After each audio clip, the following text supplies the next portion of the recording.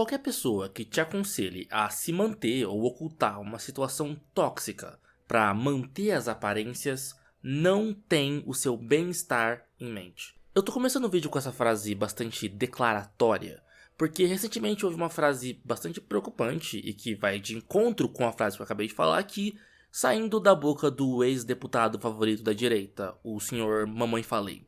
Uma briga, meu irmão, entre você e os seus pais não pode interessar a ninguém.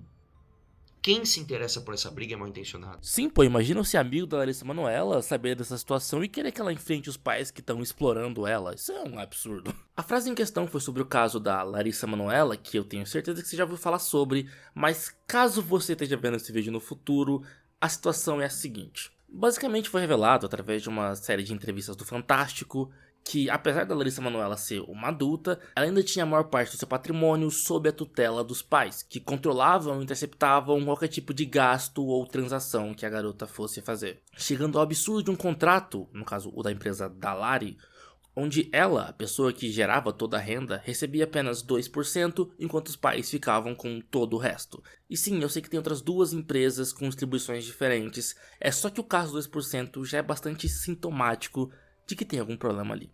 Sem falar de uma série de acusações bem menos claras em relação aos pais serem possivelmente controladores, principalmente em relação aos relacionamentos da filha, casos de violência doméstica e até uma segunda família sendo sustentada por debaixo dos panos com o dinheiro da Larissa, pelo pai no caso. E assim, só para me tirar de qualquer possível problema, eu não vi tantas evidências em relação a essas últimas acusações, eu estou citando eles até porque eu nem pretendo entrar tanto neste caso em específico. Porque a realidade é que essa acusação não é assim tão inovadora. Muita gente mencionou o caso da Britney Spears, que de fato é bem parecido com o caso da Larissa Manoela, mas também tem os casos do Macaulay Culkin, o pai do Michael Jackson e mais recentemente a Jennifer McCurdy. Todos eles expondo a realidade bizarra de crianças que entram no showbiz e passam muitas vezes a ser a principal fonte de renda da família, enquanto simultaneamente tem que testemunhar brigas em relação ao seu patrimônio, jornadas de trabalho abusivas, relacionamentos com figuras paternas tóxicas, além da superexposição por parte da mídia. Nada sobre essa história, infelizmente, é novidade. O Gustavo Calfato fez um ótimo vídeo explicando as relações da família com o modo de produção capitalista, recomendo, mas eu quero focar num tema diametralmente oposto, que é a maneira como a direita tem lidado com essa questão. Porque para eles, esse não é um caso sobre a exploração de um artista ou um debate sobre independência financeira ou honestamente qualquer outra coisa que eu estaria esperando deles. Não. O ponto que eles escolhem focar é sobre como a Larissa Manoela e consequentemente você nunca deveria expor seus pais dessa maneira. Porque eles são seus pais e você não pode fazer isso. E se você estivesse perguntando se isso é culpar a vítima, é. Mas eu acho essa visão muito interessante, porque ela demonstra bem como a ideologia da direita é muito fundamentada em ideais abstratos que precisam ser absolutos para que essa ideologia se sustente. E esse caso também demonstra muito bem como a direita reage quando esses ideais são ameaçados. Por exemplo, no vídeo do Mamãe Falei que eu mencionei, ele pelo menos coloca uma condição para dizer que você nunca deveria se voltar contra os seus pais.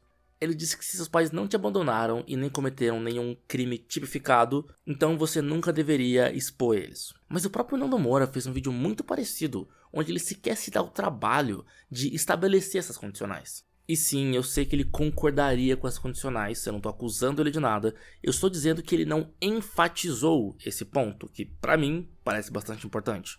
Mas isso acontece porque essas condicionais não são assim tão importantes para eles.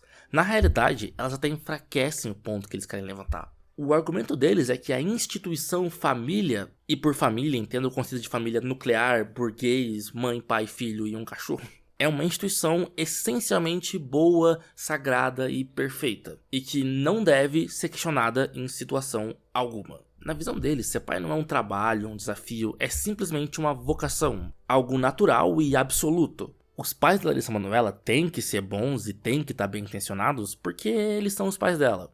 E a Larissa nunca pode expor eles porque ela é a filha. Não tem muita discussão, é só um ideal. E o problema desse tipo de idealização é que ela não se baseia na materialidade. Não importa se tem pais narcisistas, egoístas e abusivos. Para eles você deve ocultar essas situações e resolver elas dentro da família. Problemas familiares se resolvem em casa. Porque a parte mais importante dessa equação não é você ou o seu bem-estar, é manter as aparências.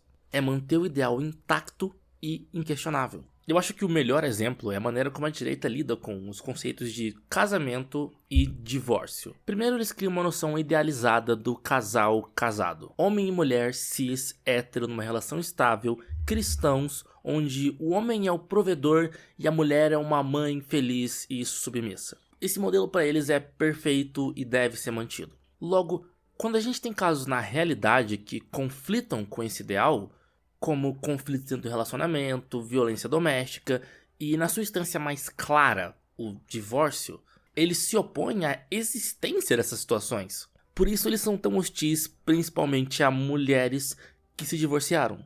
Não importa para eles se o marido em questão era hostil, abusivo e muitas vezes violento.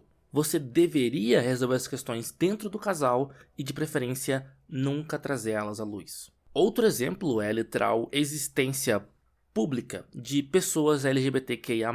Mesmo setores da direita que aceitam que você pode ser uma pessoa LGBT e que não é só uma fachada do diabo para enganar sei lá quem, ainda vão defender que você não deve ser gay, por exemplo, em público. Você não pode expor a realidade da sua sexualidade porque ela vai confundir a cabeça das pobres crianças que foram ensinadas a não conceber a existência de pessoas gays. Entende como a realidade tem que se dobrar para sustentar uma narrativa falsa e caber dentro de um ideal extremamente limitado? Então assim, você pode ter uma opinião controversa em relação ao caso da Larissa Manoela, e pode até ser que novas evidências surjam que mudem completamente o cenário atual. Apesar de que, julgando pela entrevista que a mãe dela deu pra Record, eu não acho que esse vai ser o caso. Mas uma coisa tem que ficar clara. Qualquer grupo que te aconselhe a permanecer ou ocultar uma situação tóxica para manter as aparências não tem o seu bem-estar em mente. Essas pessoas estão só sacrificando a sua saúde física e mental e de quantas mais pessoas forem necessárias para preservar a ideologia que sustenta a opressão em suas diversas formas.